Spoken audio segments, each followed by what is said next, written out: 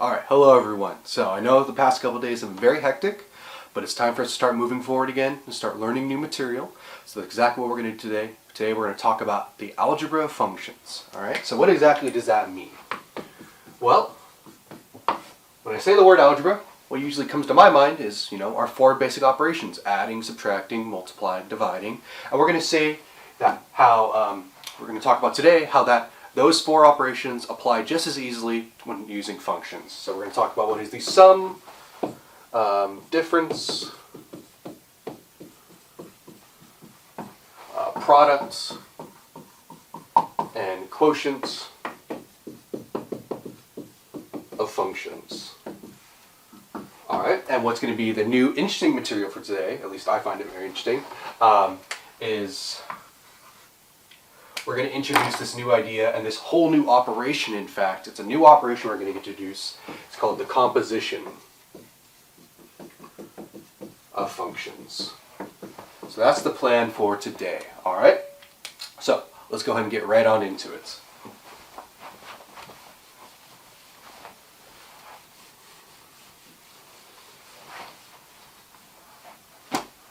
Now, before we get our hands dirty and do some examples, we have to introduce some new notation. Notation for the sum, difference, product, and quotients of functions. So what is the notation? Well, as always, I'm going to introduce this generically, so let's go ahead and make sure we're clear on everything we're going to use. We're going to say let f and g be functions. We're going to let f and g be functions, alright? And here's the important part. It's a very subtle part, but it's important. We're going to say where x is in the overlapping domain of f and g. So that right there, that sentence, like I said, is a very subtle point, but a very important point, is that the domain, the x's we use, is in this overlapping domain of the functions. And we'll get more into what that means when we do some examples. But for now, let's go ahead and move forward, and let's actually define what our notations are going to be. Alright, so first up, adding. Okay, if I want to add two functions, the formal way in which we denote adding is f plus g of x. Alright, we have parentheses, f plus g, and parentheses of x. This is the formal way in which we write the addition of two functions. Now, an overarching comment throughout today's lecture is that whenever I introduce these new notations, I'm always going to be saying, right, so here's the formal way of writing it, but there's a much more intuitive way of writing this. So here's the formal way, but the much more intuitive way is to understand this is simply f of x plus g of x. Alright? So this is the formal way in which we write the addition of functions, but much more intuitively, all it means is take your first function, add it to your second function. Straightforward as that. Alright? Now, to follow that up, and quite similarly, we have subtraction. Alright? And so, simply, that's going to be, the formal way is f minus g of x. And all this simply means is f of x minus g of x. Alright. To continue the list, after subtraction, we have multiplication. Alright, so the formal way of writing this is f times g of x. Simply write the f and g together, and we'll read that as f times g, and this equals f of x times g of x. Alright, and lastly we have division. So for division, it is f divided by g. Simply write them as a fraction, f over g of x, f divided by g of x, and this is much more intuitively can be written and understood as f of x divided by g of x. So there you go. Now, I want to make quick notes of the way in which I separated these on two sides. Let's Let's go ahead and make this line more pronounced. Okay. So just like when going back to using these operations with numbers, let's say, right? The order in which you add or subtract two numbers, the order in which you add or multiply two numbers does not matter, but the order in which you subtract or divide two numbers does matter. The same thought process carries over with functions. The order in which we add or multiply two functions does not matter, but the order in which we subtract or divide two functions does matter. So, order does not matter.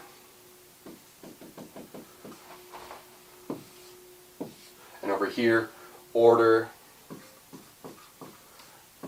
does matter. In other words, all those basic rules and properties we had of addition and multiplication, subtraction, division, anything we had to remember when we were using it with numbers, make sure you remember them when we're using with functions as well, is all I'm really trying to get at. So, there you go. There is our new notation with the helpful comments of remembering about order. So if you have not done so already, go ahead and pause the video now. Take a moment to copy this all down. Alright, so let's go ahead and get our hands dirty now and start working on an example. Alright, so let's go ahead and do an adding and subtracting example. Alright, and the example we'll do is, so we'll add and subtract the following functions.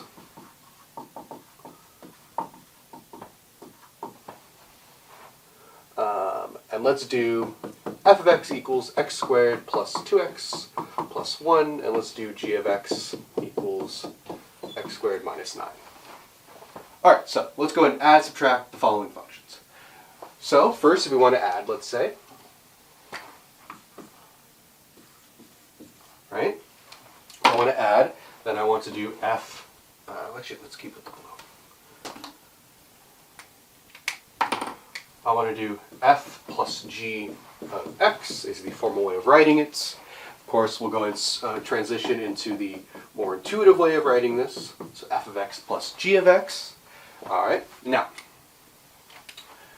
what do we want to do from here? Well, from here, it's just a matter of substitution. Right? I understand that f of x equals this entire equation. I understand that g of x equals this entire equation. So at this point, all I want to be doing is substituting out f of x for its equation and substituting out g of x for its equation. So now, since on this topic of substitution, I want to go ahead and take a moment now to introduce, to talk about a best practice. Okay, so whenever we're doing substitution, it is very good practice. So whenever we substitute,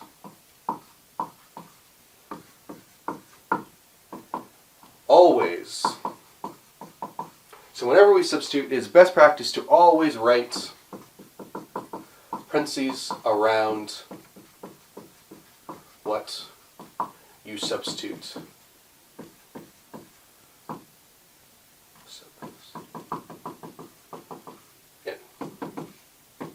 Alright, so I just want to take a moment to mention this.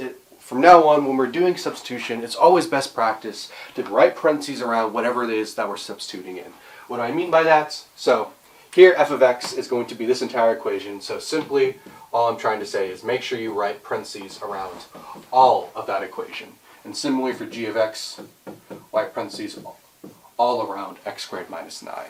Now for the addition example, it really doesn't matter that we don't write the parentheses, but as we'll see with some further examples, later examples, that actually writing these parentheses is a pretty important step. So just in general, best practice is whenever you substitute a value in, make sure you write parentheses around that value.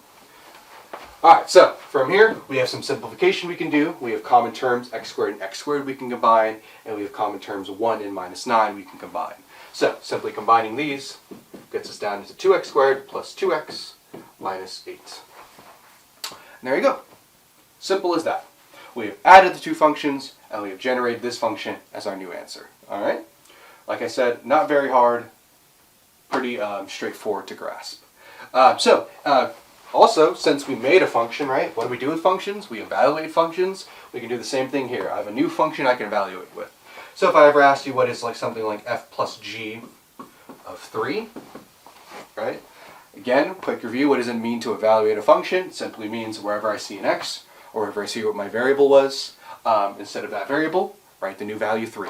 So everywhere I see an x here, I simply want to write 3 instead.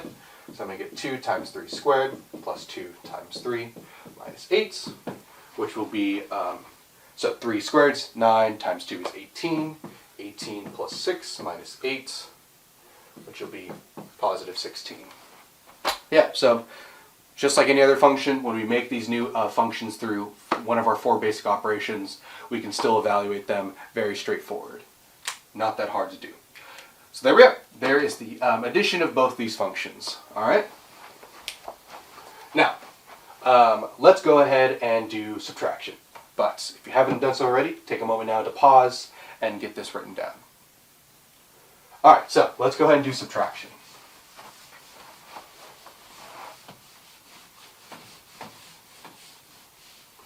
Still using the same functions.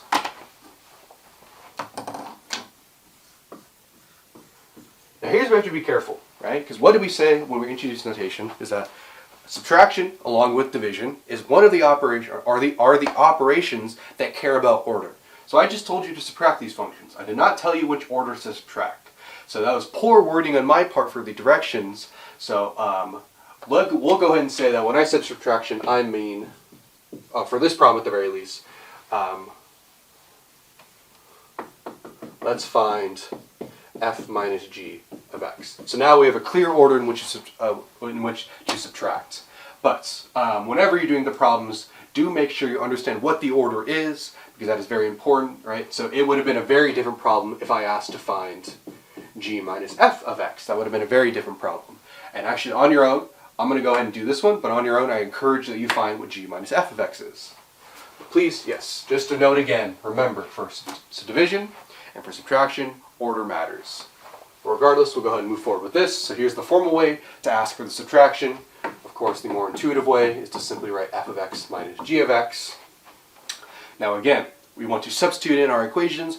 We're going to use our best practice that we just talked about. And here's a good example of why that best practice is important. Because what we get is this.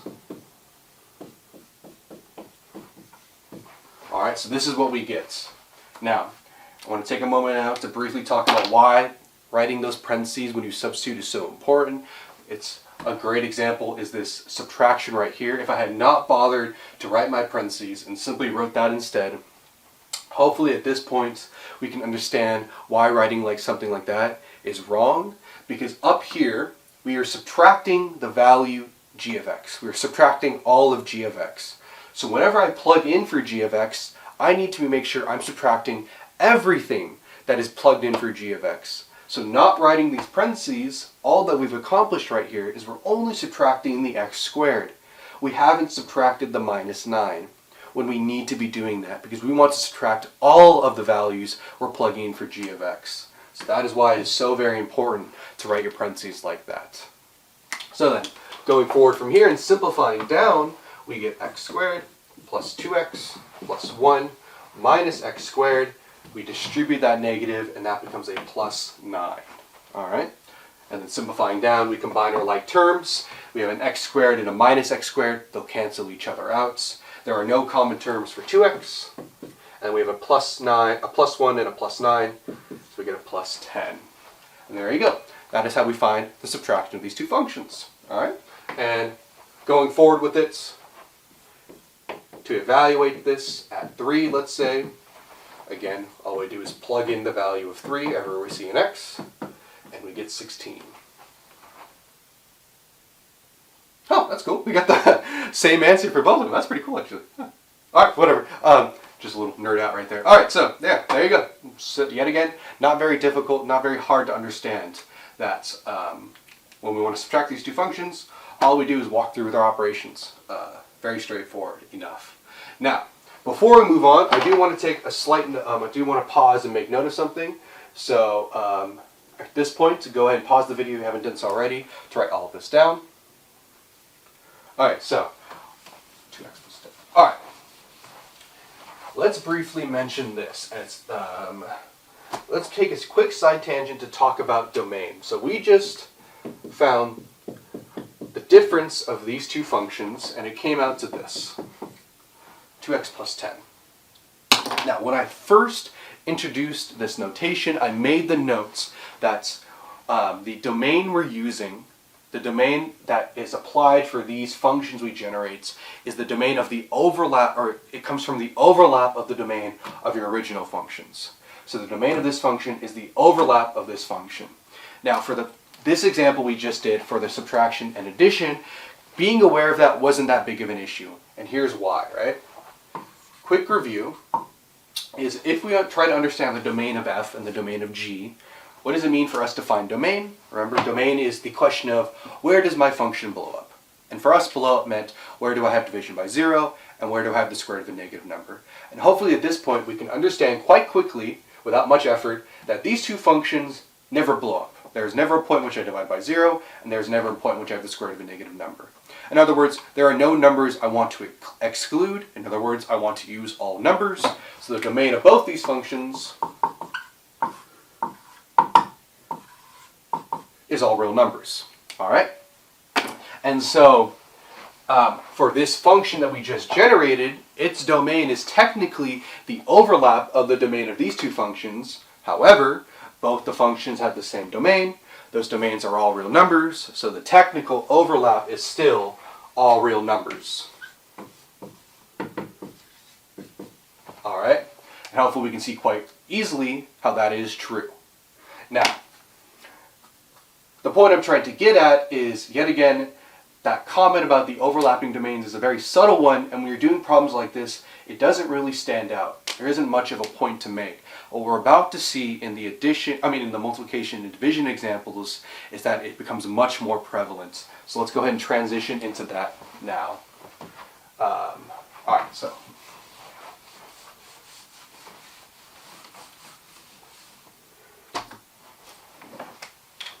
So yet again, same idea, this time using multiplication division. Let us multiply and divide the following functions. Let's do f of x equals square root of x plus 2, and let's do g of x is the square root of, actually, you know what? We're going to flip these. We're going to do f of x is the square root of x squared minus 9, and we'll do, this is x plus 2. Okay? So here are our two functions. Now, quick review is let's understand the domain of these functions, right? So, for both these functions, what is it that we're going to be concerned about? Well, we can see that for neither of them are we concerned about the division by 0, but we are concerned about the square root of a negative number, right? So let's quickly understand what the domain of these two functions are. So we understand, hopefully we should remember that whenever we're doing,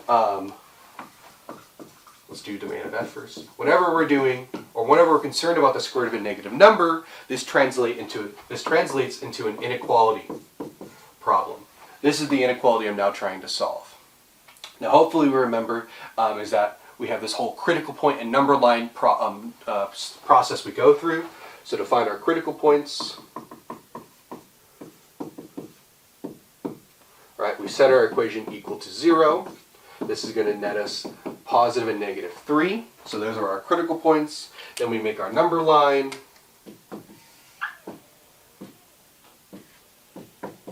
We make our number line with those critical points involved. Then we do our test intervals, right? So, right, for this test interval, I'll take 0. I plug 0 into x squared minus 9. I get a negative number. I take a value over here. I'll take 4, let's say. I plug 4 into there. I get 16 minus 4. So we'll take 4. That's a positive number. Over here, I'll take minus 4. Again, I plug minus 4 into there. I still get 16 minus 9. That's still a positive number. And what we'll see is that from here, remember, I want all numbers that are bigger than or equal to 0. In other words, I want positive numbers. So the intervals I want to use are this interval and this interval, which translate into minus infinity, minus 3, union, 3, infinity. So there's the domain of f.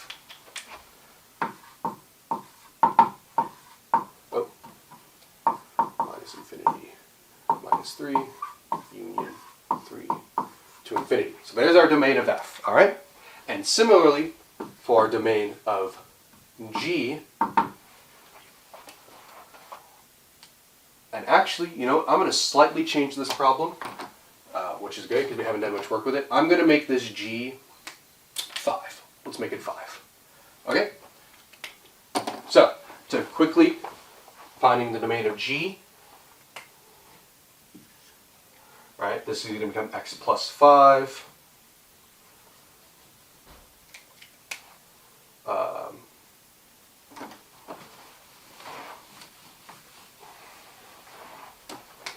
So, quickly to find the domain of g, this translates into the inequality problem. X plus 5 is greater than or equal to 0. And this one actually, we can go ahead and see quite quickly that we just want values bigger than negative 5 if we simply subtract that negative 5 over. So the domain that's generated here is minus 5 to infinity. Okay, so there we go. So those are the domains of our two functions. All right? And it's going to be very important actually now that we understand that that's the domain of these two functions when we go and try to find their multiplication and division. So let's do the multiplication first. All right? Let's find f times g of x.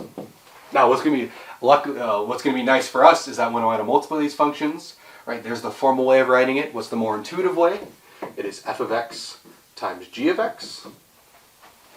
And so I just simply want to substitute in. So I'm going to get x squared minus 9 and x plus 5.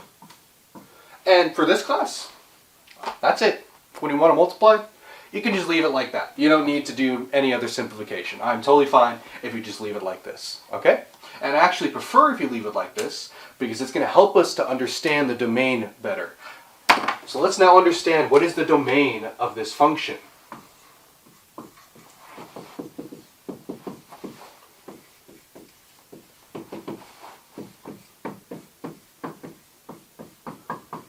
Let's now ask this question. What is the domain? All right? And hopefully we can still remember that when I introduced this notation, I talked about how the domain of these functions we introduced is the overlap. Overlap's the key word right there, right? So I have my two functions. So the domain of this function that's produced by their product is simply just the overlap of f and g.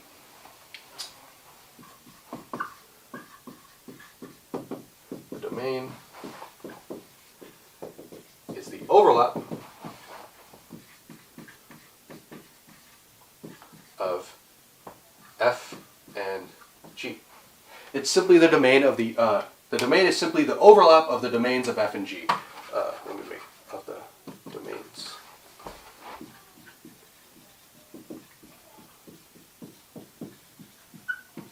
That's all the domain is. So let's find out what that overlap actually is. So I'm going to need some room for that. So at this point, if you haven't written this stuff down, go ahead and pause the video and write this down. So I'm going to erase some of it.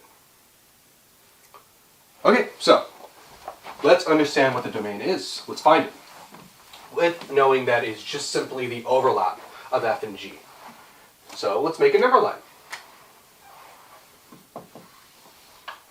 And let's plot all these critical values. Negative 3, 3, and negative 5. Negative 5, negative 3, and 3. And we now understand, so let's denote f with red, and let's denote g with blue. Okay? So we now understand that the domain of f, or we found at the beginning that the domain of f was this interval, which translates into a line going that way, and a line going this way. Alright, and that the domain of g is a line going like this.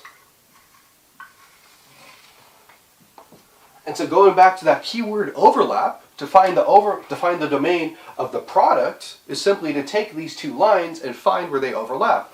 And hopefully that's a bit familiar because that's exactly what we did before when I gave you that, we had to spend that whole like 40 minutes doing that one domain problem, right? At the very end, we just simply drew two lines and we found where the lines overlapped.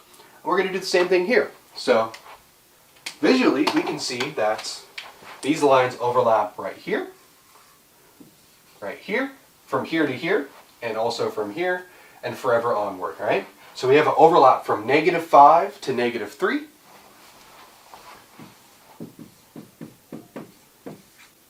And that's not the only place we overlap. We also overlap from 3 onwards. And there you go. There's the domain of the product. Again, big idea, it is simply the overlap.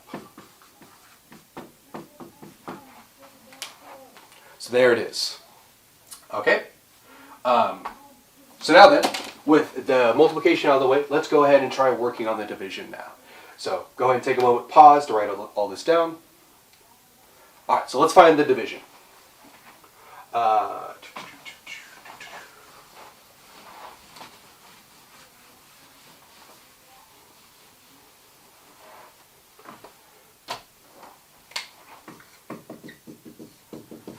Now, again, just like with subtraction, the order in which we divide is important. Now, and again, I worded this problem poorly in that I did not tell you the order in which I wanted you to divide. So we'll go ahead and do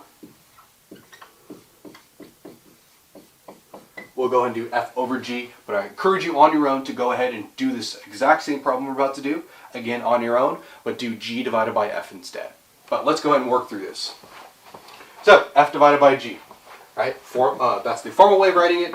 A more intuitive way is simply f of x over g of x. And for us, that means we simply end up with square root of x squared minus 9 over square root of x plus 5. And there you go. Just like with the multiplication, that right there is just, you don't really need to simplify more for this class. I'm totally fine if you just leave it like that. All right, so not that hard. Now, let's go ahead and find the domain.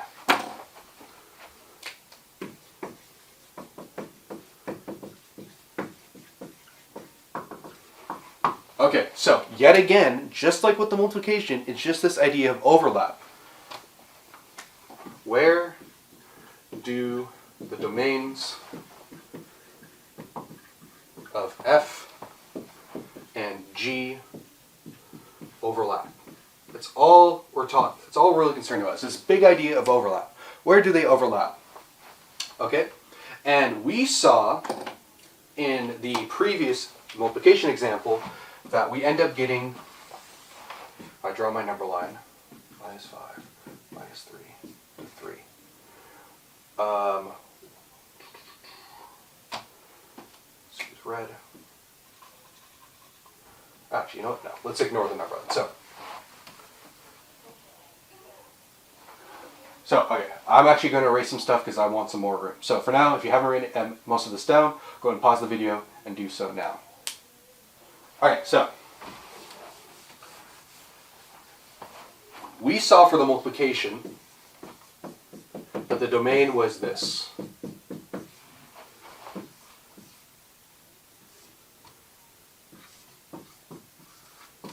Alright, this is where we found the overlap, because we had that number line and we simply found the overlaps. Now, for the domain of the division, the same idea holds. We would have simply found the overlaps, so we would have gotten a number line like this. 3. And I would have seen stuff like this, alright? That's where I would have seen the overlap occurs. Now, the difference here, we have to be a bit careful when we're doing the division, is do we want to include all of these critical numbers, right?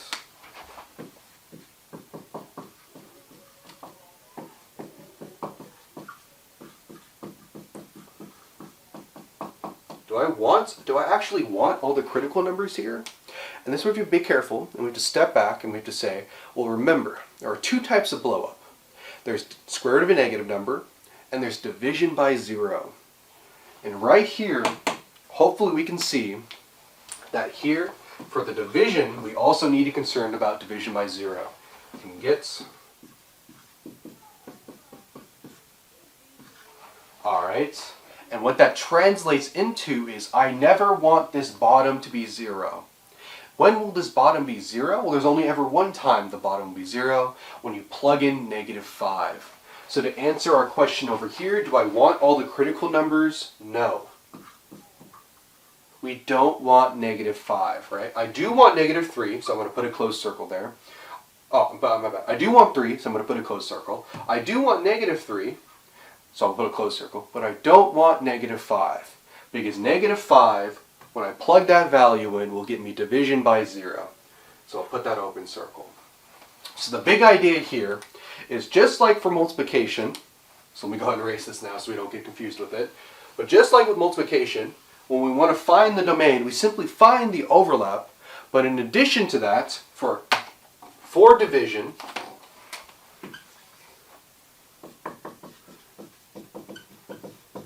we always need to be aware of the number divided by 0 case. That's going to slightly change our overlap, so we're not going to take the full overlap. We're most likely going to exclude 1 or 2 critical numbers from the overlap.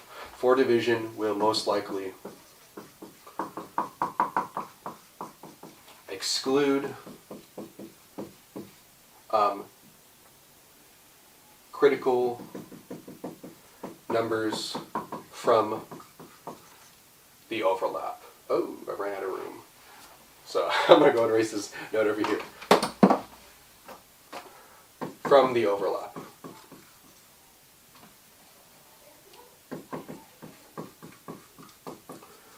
Alright, so I know it's kind of jankily smashed in there, but it's a pretty big idea, is that whenever you're doing the divisions and I ask you for the domain, remember it's not just a simple matter of finding the overlap. Division, you usually have to become concerned about the number divided by 0 case. Just, it's automatically guaranteed. And that's why for this problem the domain becomes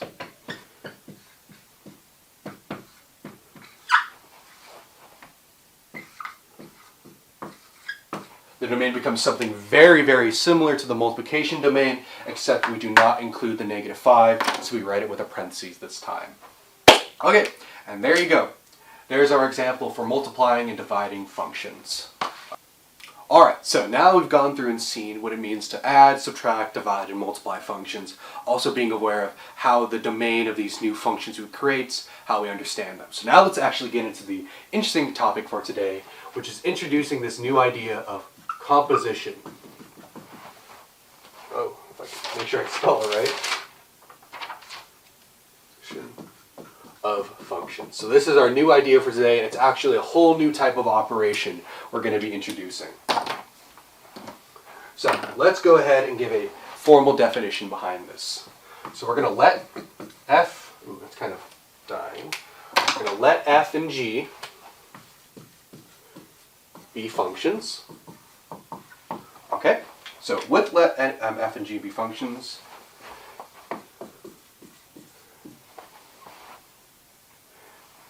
so then we define the composition of f and g as, and so this is the new notation, f circle, it's like a circle, small o, not quite an o, it's not 0, that's the big idea, that's definitely not 0, but it's like f circle of g, or f circle g, and then of x. So this is the formal notation of composition, f circle g of x. Now, I absolutely 100% hate this notation. I hate it. Burn it. It's horrible, right? Why do I hate it so much? Because what does this actually mean? What does it mean to compose functions? This is it. This is the big idea. It means take your function, take one function, g, and plug it into f. In other words, f of the value g of x. All right? This is all compositions are. All compositions are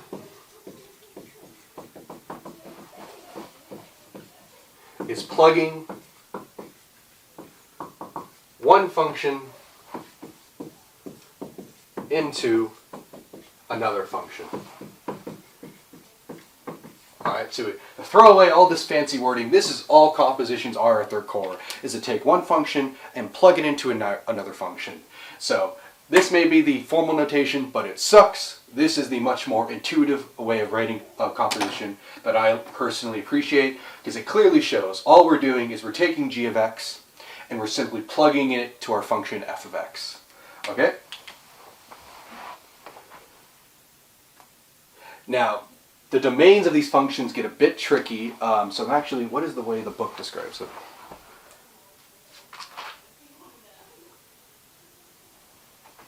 Yeah, so the domain of these functions are a bit tricky, so I'm going to write formally how you understand the domain. Trust me, you can just ignore it. When we do actual examples, you'll see how we understand the domain. So, where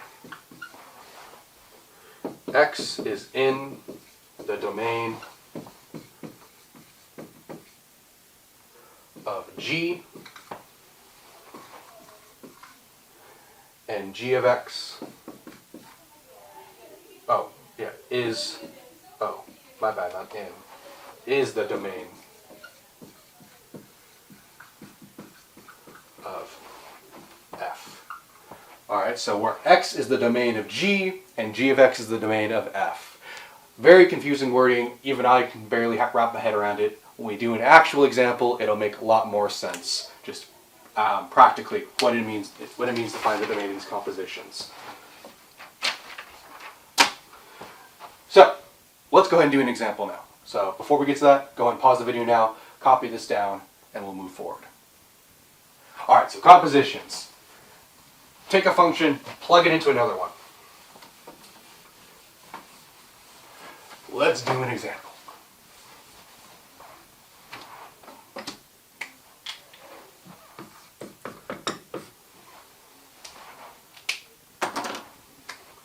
Let's find the compositions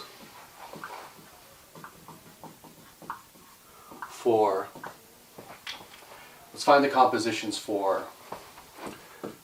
f of x, g of x. We'll do f of x, we'll do x plus 2, and then for g of x we'll do, let's do x squared minus 4. Alright, so let's go ahead and find these compositions. Well, let's first find f composed with g. Alright, so, I hate this. How is it actually? It's actually that. We are plugging in g of x into f of x. Now, this can be a bit confusing for some people. Alright, so this idea of plugging in other functions to another function. So for now, at the start, a helpful way we can get through this idea of plugging in a whole function to another function is working like this. Alright? Is understand what we're going to be taking away from f. Right? So f of blank. What does f of blank equal? It equals blank plus 2. So just take it step by step. I want to do this. Right? So now I want to plug in this g of x. So f of g of x. So now instead of this blank, I'm going to have g of x. So wherever I see the blank before, let's write g of x. So I get g of x plus 2. Okay? And then from here, simply, instead of writing g of x, actually write what g of x is. So we get f of g of x equals x squared minus 4 plus 2. This is what it means to compose functions. My original function was x plus 2. Wherever I saw my variable, I inputted the actual function, the entire function for g of x. So wherever I saw an x, I wrote all of x squared minus 4. And then simplifying down, we get x squared minus 2. And there you go. That is the compositions, right? Not that hard to understand. Once we wrap our head around and get comfortable with this idea, we're just plugging in a whole new function. That's all compositions are. So then, there's f of g. Let's find g of f. And let me make sure this is a clear distinction between them. That's not very noticeable. Okay, let's find this composition now. G of f. Alright, so again, the more formal way of understanding this is whatever is coming after the circle. So over here, what came after the circle was G, so we were plugging in G into F. What came after the circle here, it was F, so we were plugging in F into G, okay? So then simply running through with it, I'm going to do G of blank, so that is blank squared minus 4. Just to get us comfortable with what actually am I taking away from my function. So now let's actually plug in this f of x. So I'm going to have f of x squared minus 4. All right, just to get comfortable with plugging in the f. All right, and then from here, let's actually substitute away what f of x is. So we get x plus 2 squared minus 4. And there you go. We have found the composition. Now, of course, we can simplify this down, and we're going to get x squared plus 4x plus 4 minus 4. So we get x squared plus 4x as our final answer. Beautiful. All right. So there you go. We just found the compositions for f and g. Now, what is the big important note we got to see now? What is the big notes? Here's one composition. Here's the other composition. Are they the same? No. All right. So, big note for the day, probably the most important note for the day. I'm going to go ahead and erase the example to make room for it. Here's the big star for the day. The order of composition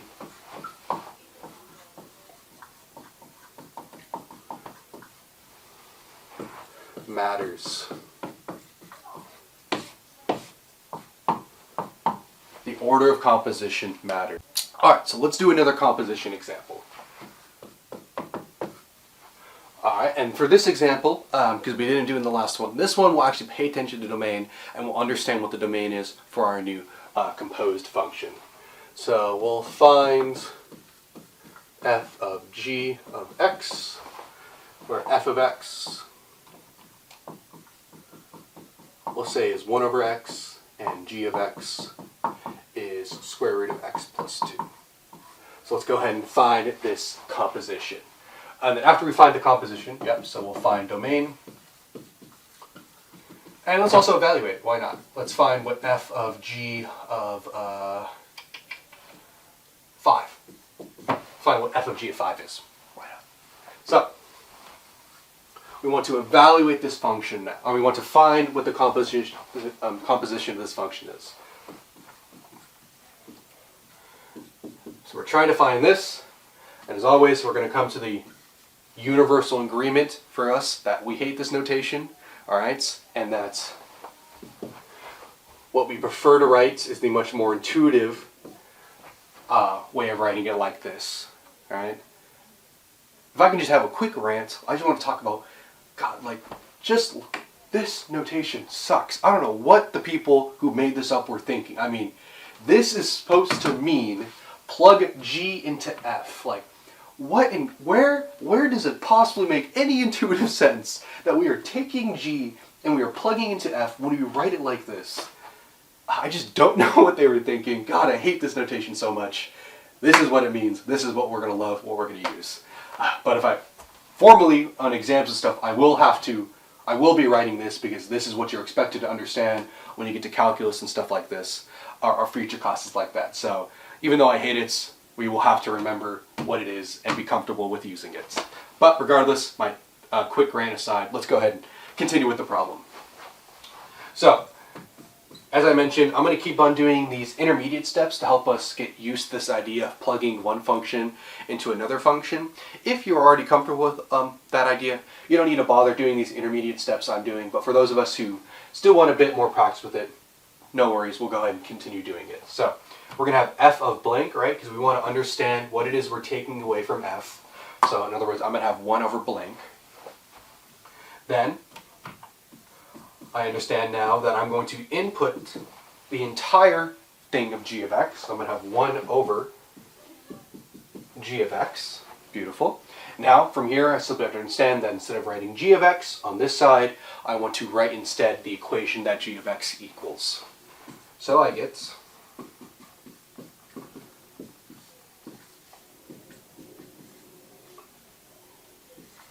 that. 1 over square root of x plus 2. Beautiful. There's our composition. Not that hard to get. Now then, let's go ahead and make sure we understand what our domain is. Let's find the domain. Alright, so hopefully at this point we can see quite quickly that for this problem we have both cases of blow up we're concerned about. We can get both division by 0 and we can get the square root of a negative number. So for starters, I do not want this to equal 0, right? And then in addition to that, since this is a square root, and all square roots for domain translate into a inequality problem. So we also generate this inequality. So I want to make sure this never happens, and in addition to that, I want to make sure this is also true. Now, one quick thing we can note is we can actually combine these if we want to be a bit tricky, right? Because this is saying, don't let the square root of x plus 2 equal 0. In other words, this also means basically, you never want x plus 2 to equal 0. Okay? This is over here saying, we want to make sure that x plus 2 is greater than or equal to 0. Alright? So this is saying don't equal 0, and this is saying it's okay to equal 0. So if we combine them together, oh, it's okay to be equal to 0, and you also want to be bigger than 0. So if we combine them together, right, we can be a bit tricky, and hopefully, or not, we can see that this is what we then end up with. We simply want x plus 2 to be bigger than 0. Alright? And solving for that gets us that x has to be bigger than minus 2, which translates into, let me go ahead and actually, well, I don't want to erase, but I guess I'm going to have to. So I'm going to go ahead and erase at this point, so take a moment to pause and copy this down if you haven't done so already. Alright, so, and if you weren't comfortable with that whole combination I just did, don't worry about it. Just go through, make our number lines like normal, find the critical values, do some test intervals, yada yada, so forth. It will work out just the same. But for those of you who are comfortable, hopefully we can see that we end up with x having to be bigger than negative 2, which translates into minus 2 to parentheses, taking special notes that we have parentheses, not bracket. Because we want to exclude negative 2, we do not want to include it. And there you go, that is the domain of our function right here. Alright, so as I said, when we first introduced this idea of compositions, and I wrote that whole sentence of like, where x is the domain of g, and g is the domain of f, like just forget about it, like, you know, it's a formal way of writing it. I still felt I needed to write it at some point, but in practical application, when you're finding the domain of these compositions, just do what we normally do. After you find what your composition function is, just go through our normal process of solving for a domain, and there you go.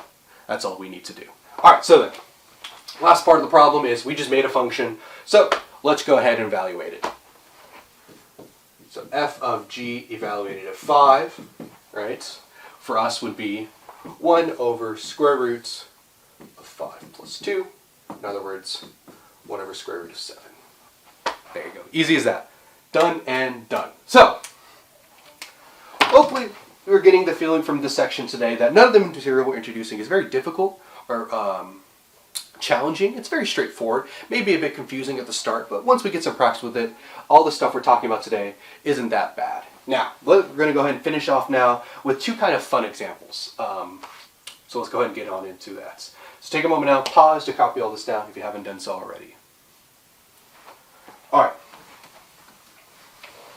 So, we're going to end now by doing two quick fun examples.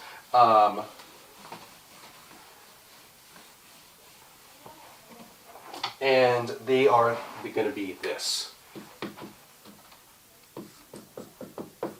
Find an f of x and g of x that creates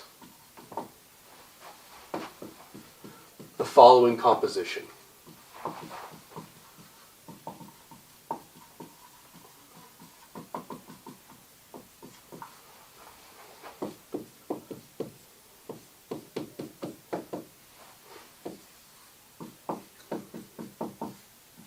Alright, we want to find an f of x and a g of x that will make this composition. In other words, what are the two functions I could think of that when I compose them, the end result is this. Now I find this very fun because it's kind of just a thought exercise. There isn't much work we can actually do here. It's just kind of you sit back, you think about it, and if you can get answers to problems like this pretty straightforward, then you have a pretty solid grasp of composition. So these problems like this are a very good test to see whether you're understanding what's going on with compositions. Okay? Oh, and we're going to add a little disclaimer. If some of you are cheeky enough, you already see what these very simple answer is. Find a composition, find an f of x and g of x that create the following composition, where f of x and g of x cannot equal x. Alright? And we're going to have the disclaimer that f of x and g of x can't be x. Why is that so important? Right? Why do we bother saying that? Well, because if, just for a quick aside, if I let f of x be x, alright, then I want to find a g that when I compose it with f makes that as the answer, then the answer is quite simply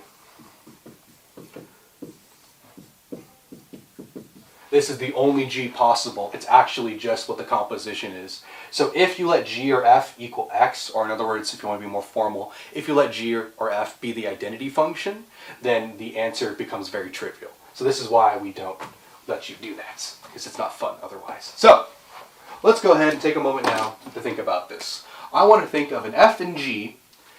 I want to think of two separate functions. So basically the game is, what two functions can I pull apart from, right? So what two functions can I pull apart given that? That's basically what we're asking ourselves. And off the top of my head, I see one, two, is there only two? At the top of my head, I see one, two. I see two very straightforward options we could do. All right? So let's go ahead and do them. Let's go ahead and figure out what those are. So let me go ahead and give the first one. Just give you how I think through this problem. So I need to think of a function. I need to think of two functions that when I plug one into the other one, it's going to make this as the end result. So for now, let's think of just looking at this square root of 1 plus x plus 7. What is the most defining feature about this for me, right? So the most defining feature to me about this is that square root. Okay, that's the most defining part. So if I take away that square root, what am I going to be left with? I'm going to be left with a 1 over x plus 7. Okay, right? And we can see quite clearly that if I just take this and I plug it into my square root, I'm going to be good to go, right? So the question is now, I still have this square root just floating by itself. How can I make that square root into its own function? Well, I can make that to its own function quite easily by simply putting an x there. And so just like that, I have an f and I have a g.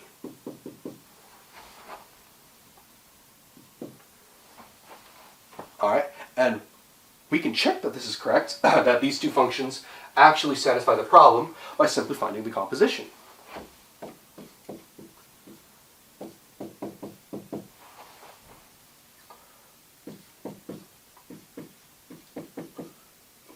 Yeah.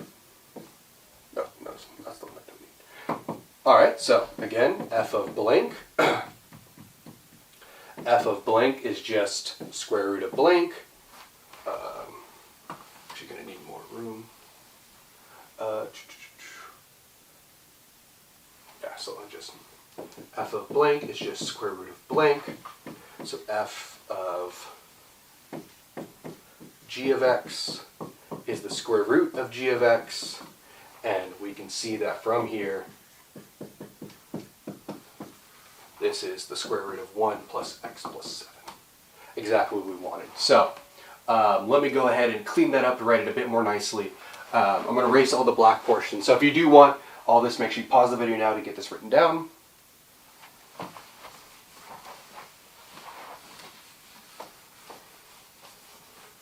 Okie dokie. So just to give it a more formal answer, possible answer I would give is let f of x be square root of x, let g of x be 1 over x plus 7, then f of g of x is square root of 1 over x plus 7. Exactly what we wanted. So this is, if you were still confused in the directions of the problem, this is basically what the problem was saying. We gave you the composition. We wanted you to think of two functions that when you compose them together, you get that as the end result. And there you go. All right? So, I said at the start that I see two obvious answers for this. The second one I can think of is, if we just look at the function, right? Just looking at it, besides the most basic one of x, right? Looking at this composition, what's the most obvious function I can just see by itself already existing, already present? All right. So one way of thinking about it, how I got to this was, what was the most obvious feature? It was that square root. So I made that square root on its own just a function. So square root of x. And then whatever was left over had to be the g. So 1 over x plus 7. The other way I think about it is, do I already see a function?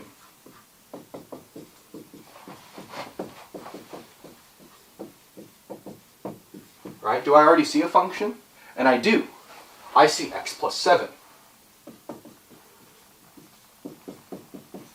All right? I see x plus 7 on the inside. And why it's important to note that I see it on the inside is because since it's on the inside, this must be g. And hopefully that makes sense, right? G is the value we're plugging in. It's going inside f, so whatever we see on the inside is what we want to let our g be. So I see an x plus 7. So if I let g of x be x plus 7, in other words, I take away an x plus 7 from this end result, what am I going to have to be left with? That means I'm going to be left with the square root of 1 over blank. So in other words, f of x has to be the square root of 1 over x. And this will also be a valid answer, is f of x equals the square root of 1 over x, and g of x is x plus 7. And if you're tricky enough, there's actually infinitely many answers to this problem, as long as you're willing to mess things around quite a bit. But, like I said, kind of a fun problem. I enjoy these. Another reason why you should enjoy these, and I'm actually going to go ahead and erase the black part, so you haven't copied it down. Go ahead and pause the video and do so now. Alright, so I enjoy these because I just think they're fun. You probably not so much, but you're still going to have to make sure you understand these problems, because here's my very important notes. Here's two big stars. Alright, listen up, people. Turn that volume up to max. What's so important about this problem? A problem like this is always on the final. And every semester this class is taught, every time the final exam is given, there is 100%, there is near 100% chance that a problem like this is on there. I've seen it every single time that the final exam is given. A problem like this has shown up. So let's make sure at the very least that we can do this type of example. Okay, let's do one more quick one just to end today, because we're having just so much fun.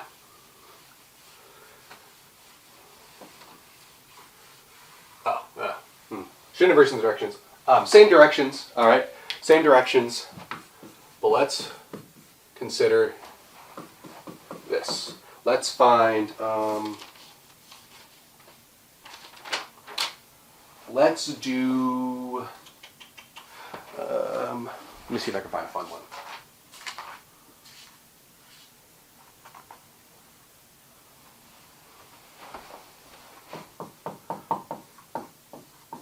Let's do x plus 3 to the 3 halves. All right, let's go ahead and find one now. So what I want you to do now is go ahead and pause the video at this point, work through the problem. I'm going to go ahead and just write down the answers real quick, what the ones I can find are. I will let you know that I can see 3 answers quite easily. Oh, and of course, where G and F can't be X.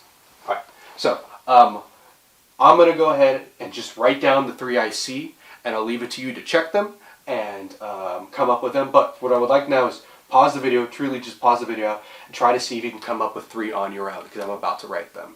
And we'll see if any of the ones we come up with match. So pause now. All right, so here are the 3 that I see. And like I said, I'll leave it to you to check, because that'll be good practice.